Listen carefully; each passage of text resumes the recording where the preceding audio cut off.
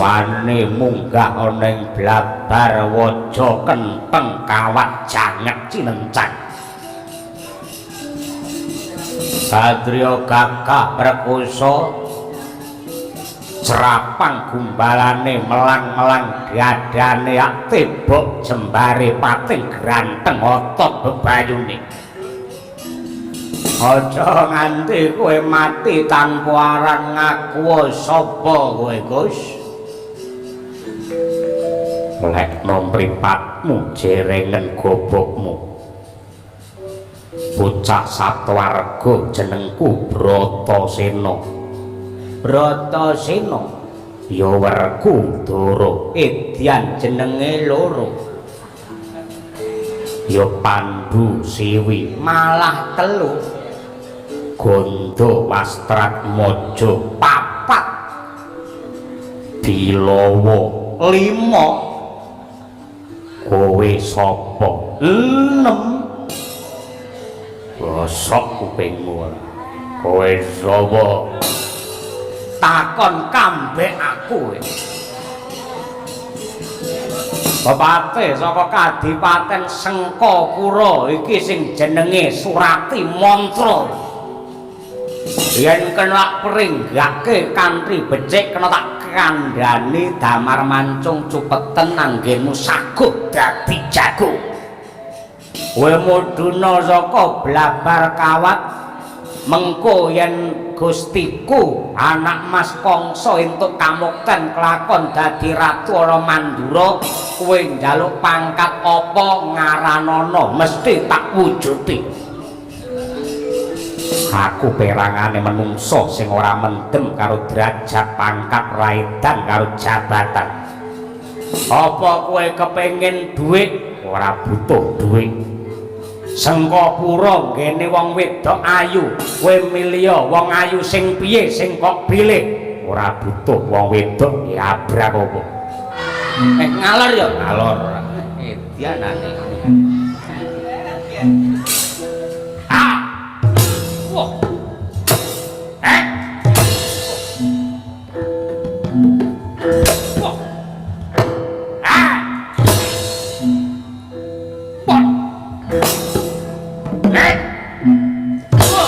Pokrasana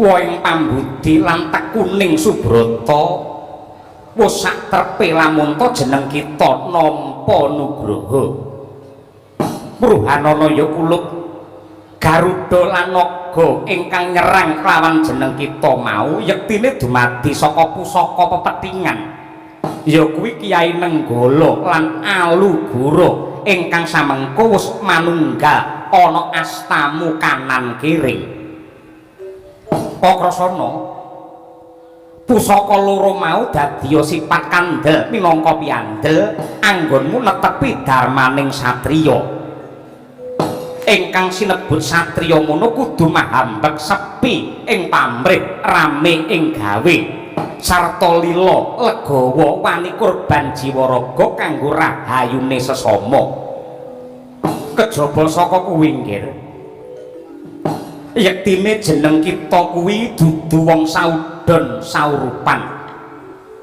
jeneng kita dudu wong saudon saurupan nanging tedhak ing ratu traing kusuma ngertenono Ratu Mandura Prabu Basudewa lan Dewi Mahira peputra jeneng kita Kakrasana dene Prabu Basudewa lan Dewi Badrahini nurunake adimu Narayana klawan Si Bratajaya lan apa to sebabe wiwit cilik jeneng kita sakadang dititipake ana ing Widara Kandhang diglowentah karo Demang Sagopa pamriye supaya Kakrasana ngrasakake urip sarwa prasaja tanpa beda kelawan uripe para kawula pamriye yen sak mangsa-mangsa jeneng kita dadi pangarsa praja ora mung mburu kamulyaning pribadi lan golongan nanging jiwamu luhur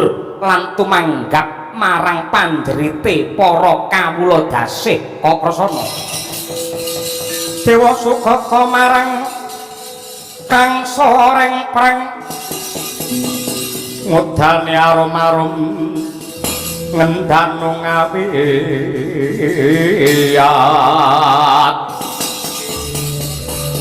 Narada ngepalani Jawata suka mulat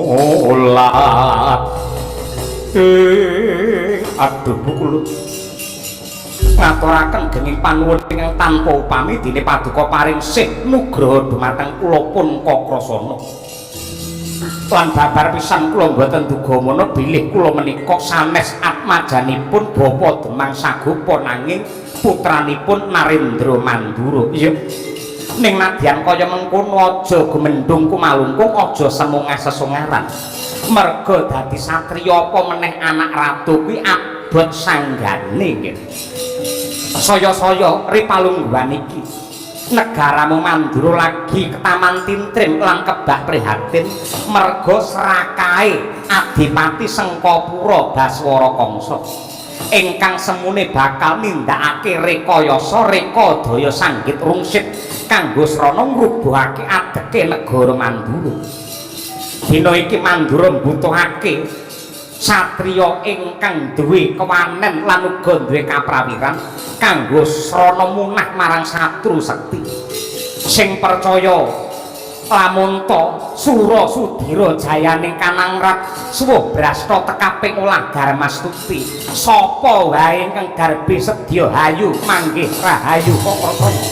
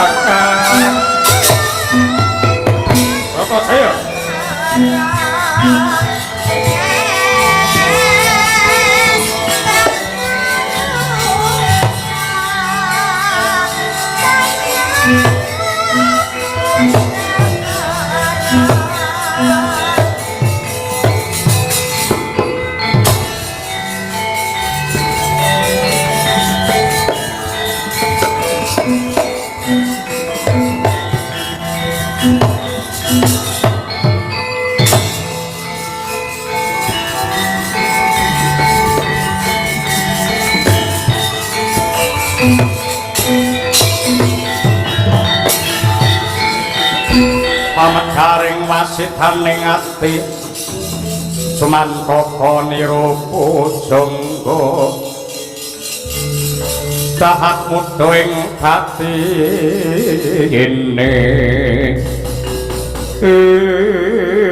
Kakang Kakrasana kowe iki menyang endi wae to Kakang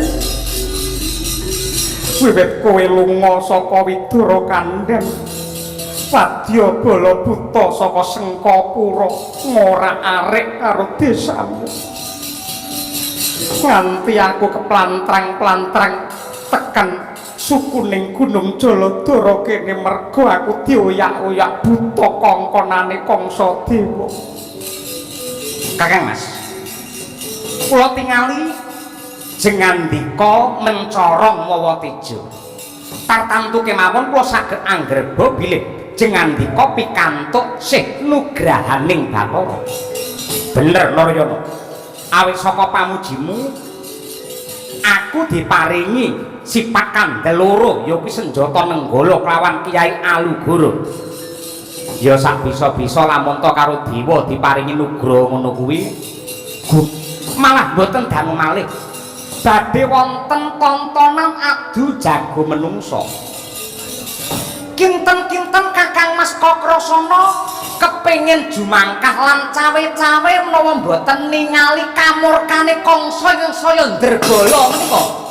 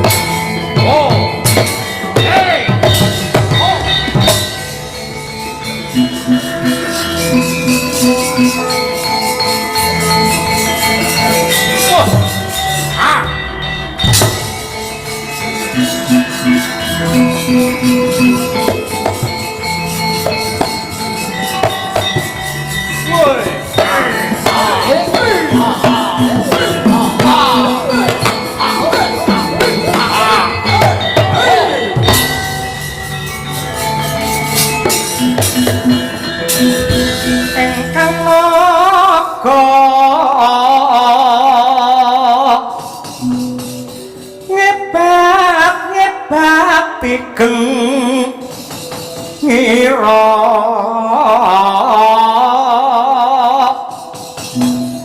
rikalanira nguni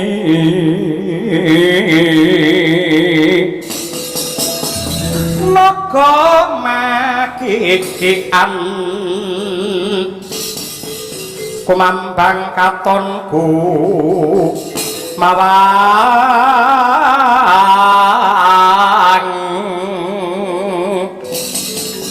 pisanyo manampak dhisik manaut sigra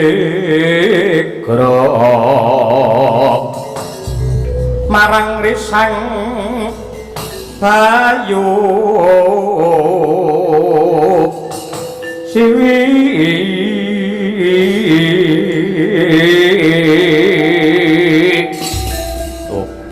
toblas wani munggah oneng blabar waja kenteng kawat janget cinencang Satria gagah perkoso cerapang gumbalane melang-melang dadane tembok jembare pating granteng otot bebayune. Aja nganti kowe mati tanpa aran ngaku sapa kowe, Gus. Lekno mripatmu jerengen gobokmu. Bocah Satwarga jenengku Bratasena. Bratasena ya Werkudara, Edyan jenenge loro. Ya Pandhu Siwi malah telu. Ganda Wastratmaja papat. Bilawa 5. Kowe sapa? 6. Bosok kupingmu. Kowe sapa? Takon kambek aku. Bapate saka Kadipaten Sengkapura iki sing jenenge Surati Mantra. Yen kena pringgake kanthi becik kena tak kandhani damar mancung cupeten anggenmu saguh dadi jago. Kowe mudhuna saka blabar kawat mengko yen Gustiku anak Mas Kangsa entuk kamukten kelakon dadi ratu ana Mandura, kowe njaluk pangkat apa ngaranana mesti tak wujuti. Aku perangane menungso sing ora mendem karo derajat pangkat raedan karo jabatan. Apa kowe kepengin dhuwit? Ora butuh dhuwit. Sengkapura ngene wong wedok ayu, kowe milih wong ayu sing piye sing kok pilih? ora butuh wong wedok diabrak apa. Wah, tawani wong wedok ayu nek ora gumun iki. Beda karo wong genku. Anggere nek wong wedok ayu ngono yo rayan le mlebu ning micet ora. Apa kuwi? Kuwi kancane mie goreng ngono. Tak entengake patiku kanggo labuh marang negaraku. Weh, kowe wong kene. Ya mbokku wong kene. Ibumu ya.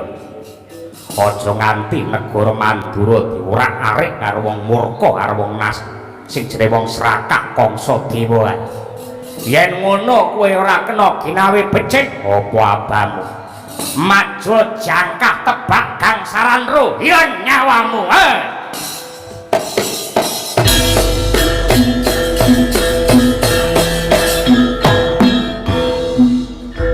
Adu jagone diwiwiti Soraya.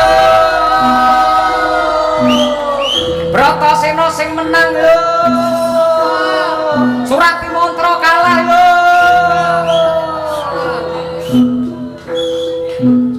Cangkeme. Iki genah anak buahe Jolondot kuwi kaya ngono.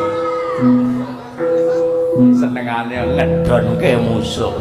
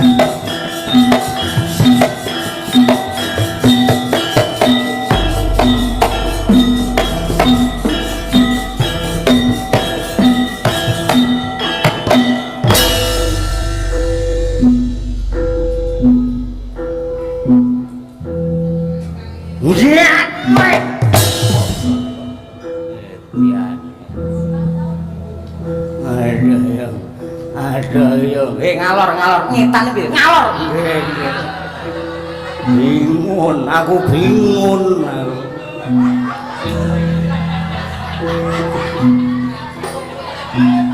Liyang ngono.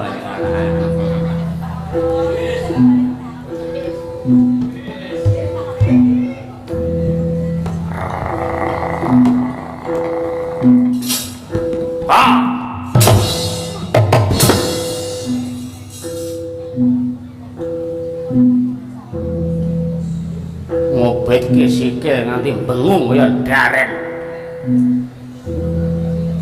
Tebak bungkruk ilang nyawamu. Ngalor ya ngalor. Dianane.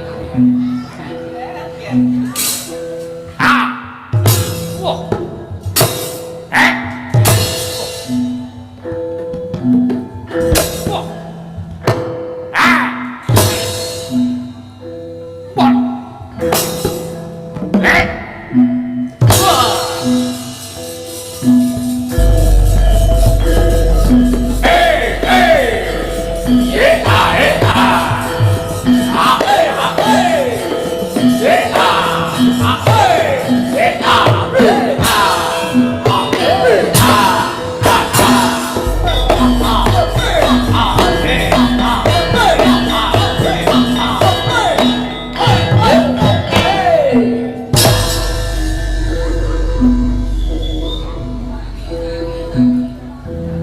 Khususon Bratasena Al-Fatihah.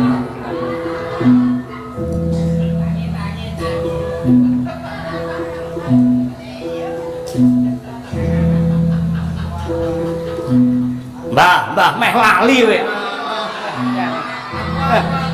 Raden Kongo Kongso. Bingung ora. Sampean wis tak kene dhuwit pirang-pirang atus yuta. Betul. Dan nganti jago kula surapi mantra nika kalah sampeyan sing kula gantung wonten alun-alun. Beres. Pokok yen manut karo Mbah Cekok Taruna sedaya niku beres. Jeneng sampeyan sinten? Lho, pun kondang Cekok Taruna. Cekok niku jamu, Taruna niku nom. Dadi jamu kula sinden nom-nom niku. Mana kudu. Ora nyebut ora. Jago kula kudu menang. Menang. Tur dinten menika dina karo pasaran menika menawi kula jumlah niku tiba 6. 6 niku mapan wonten kamenangan paduka Raden Kongso. Kok saged Mangitung 6 nggih. 1 menang, 2 kalah, 3 menang, 4 kalah, 5 menang, 6 menang. menang apa kalah? Menang ning bingung dhisik. Nun sewu, yen bebucal, yen pipis sampun ngantos madhep ngetan. Merga nguyuh madhep ngetan padha karo nguyuhi srengenge. Srengenge niku simbole penguripan. Mboten oleh nguyuh madhep ngetan. Mboten angsal. Kula wau ngertos jenengan nguyuh madhep ngetan. Ambak ngetan ning akhire kula ngalor kok niki wau, ngalor niki wau.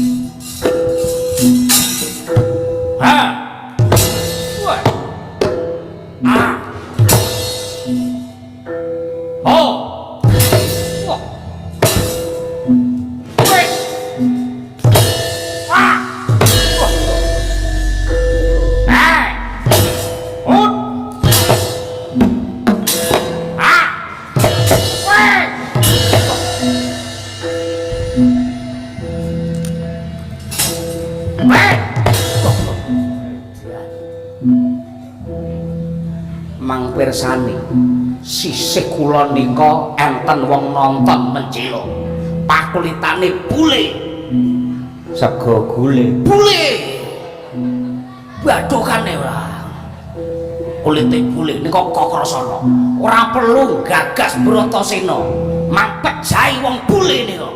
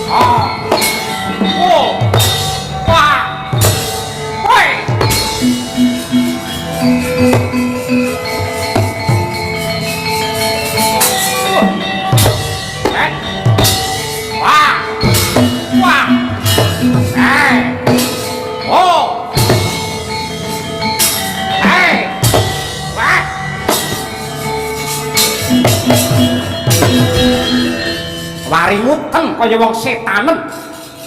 Hanggih patih Surati mantra dene ngajar lare widara kandhang Sang Kakrasana. Prayitna lair batine nenggih Sang Karsana. Ing epek-epek asta ingkang sisih kiwa mijil Kyai Alugara den samplokake ing mustakane Surati mantra biar padha sakala.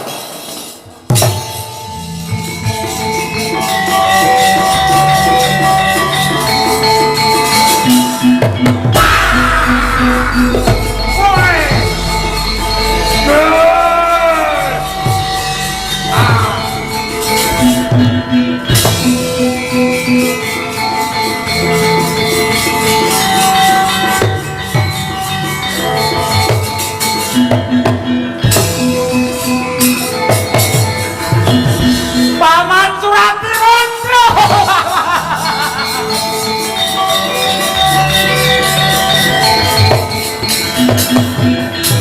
Mawon kang katrasan ing tahana wadya sangkep kaprabon prang kang Abramarkata. Wah, Paman Surati mantra babar pisan boten duka wana paduka sampun seda Paman. Kadyan kaya ngapa lan kepiye iki Adipati Sengkapura Kangsa ora bakal trima. Bocah bule kowe tungan karo aku, kowe diutang nyawa karo Kangsa kowe.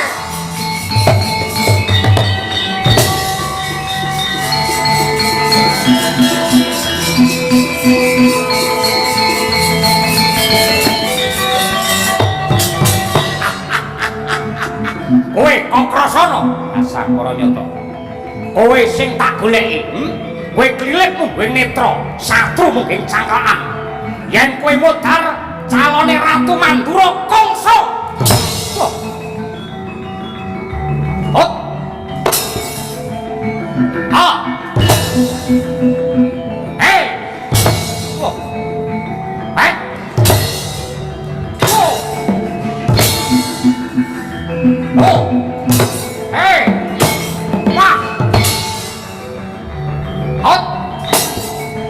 Oh. Ah. Wait.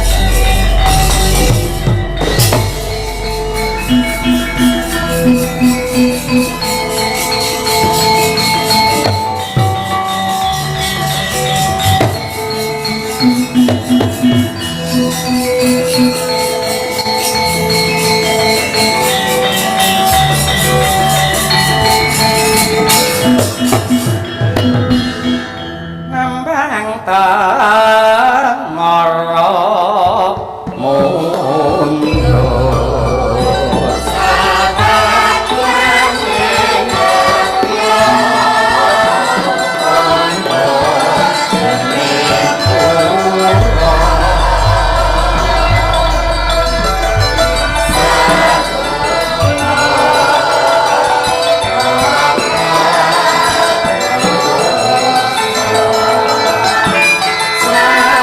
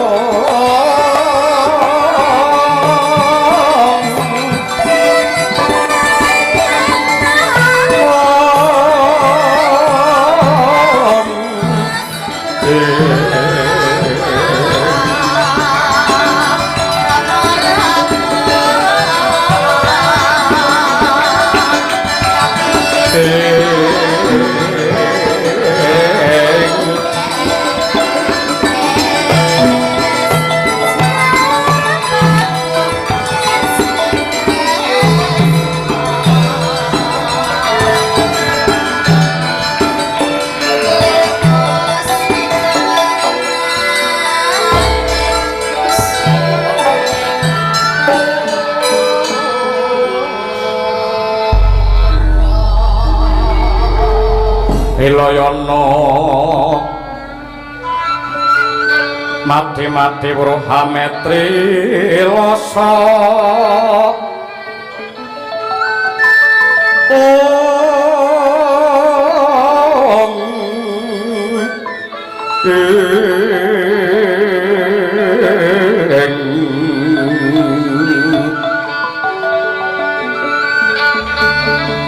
Manglana pangapetira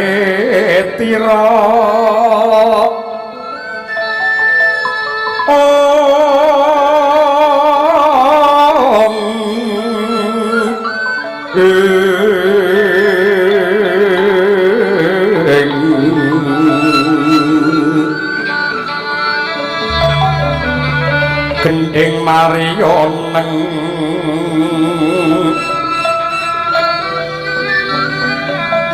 tapane si Joko layar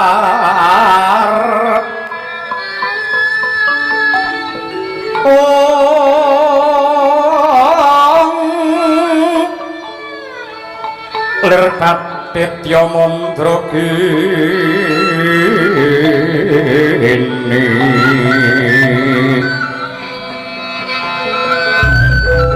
yo nontono tapane si Joko layar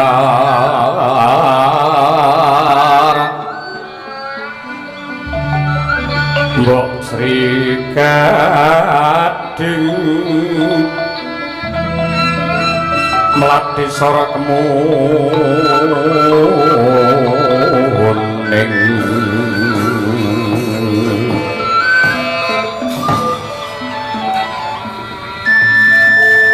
saged kula wastani Mutiara Mandura ingkang kesaput ing lebu nadyanto menika kabuntel dening bumi nanging gandeng menika mutiara tartamtu menawi dipun budhak tetep mencorong mawa teja karep apa Narayana lho nggih paduka menika Kakang Mas nadyanto paduka menika lare saking widara kandhang nanging nyatanipun nyolong pethek pangamuk lan ugi kamurkanipun Baswara Kangsa ingkang para sentana praja minggahipun Narendra Mandura kemawon rumaos kuwalan ning parandene ingkang saged ngrampungi bocah saking desa banjur nah nun sewu negari Mandura menika nindakaken sama beda dana denda tegesipun sanadyanto sanak kadang pawong mitra kulit daging menawi cetha darbe kalepatan badhe pinatrapan ing pidana jumbuh kaliyan kalepatanipun kosok wangsulipun sanadyan menika pidak pejaraan lare saking dusun menawi ageng lelabetanipun dumateng negari sampun satrepipun menawi nampi dumateng agunging nugra mila saking menika monggo Kakang Mas Kakrasana kula dherekaken minggah wonten setinggil Binotarata negari Mandura sowan ngadhep wonten ngarsanipun Prabu Basudewa supados Prabu Basudewa pirsa menika kakrasaning saged ngrampungi damel ingkang bisa ngrampungi gawe sampun satrepipun menawi paduka nampi kanugrahan saking Narendra menika sampun jamak limrahipun wong rekoso mangge mulya wong sing labuh negara tartamtu bakal nampa wujude bebungah Gusti to Bapa Demang Sagopa mbiyen lak nate paring dawuh Nadyanto aku karo kowe iki wong desa ning sak bisa-bisa sipate sepi pamrih rame ing gawe tegese seneng tumandang makarti kanggo katentreman ning aja ngarep-arep karo bebungah apa-apa kelingan sing jenenge menungsa ki aja nganti kalah karo pasemone oyot menungsa ki aja kalah karo oyot kae Nadyanto mapane ana ngisor yen perlu ketutup dening lemah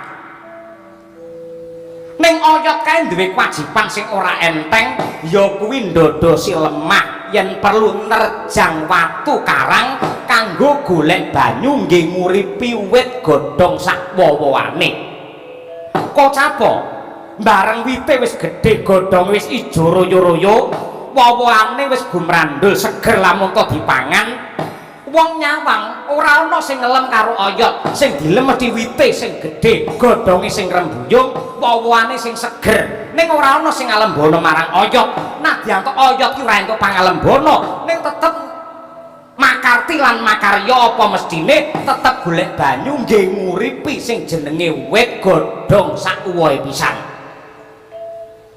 yen banjur aku bakal mbok perintah suwana ngarsane Ratu Mandura banjur nuwun nugraha tetel kang dadi jiwa kasatriyanku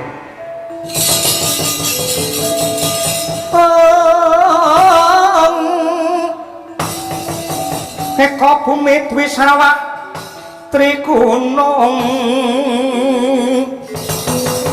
trigunung catur samudra Pancataru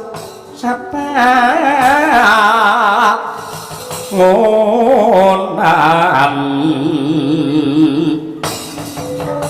Sabta Pandita hasta tawang Nawa dewa dasa aku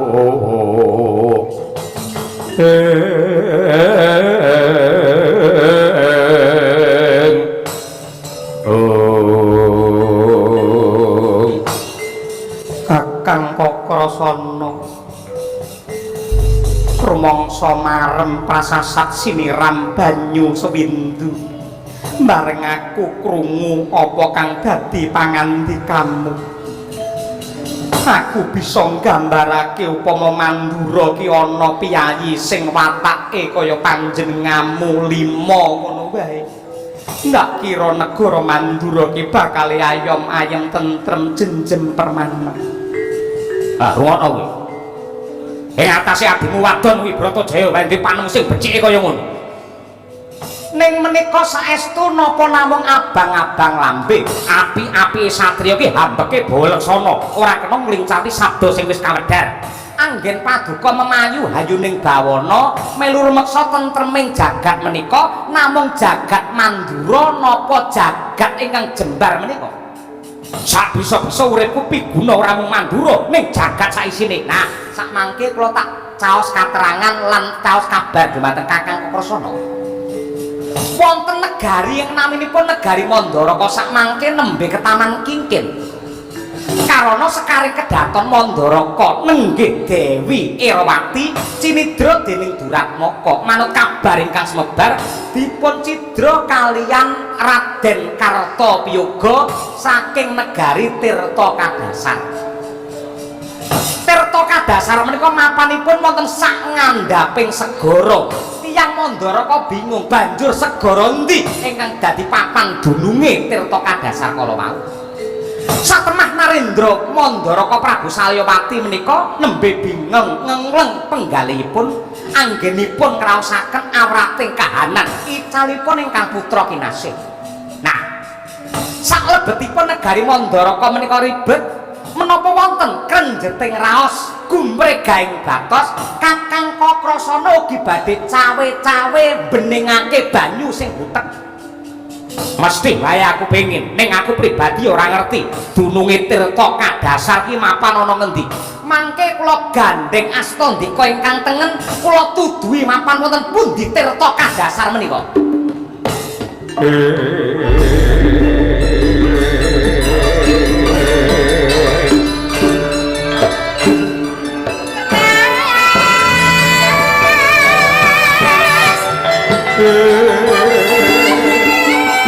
Oh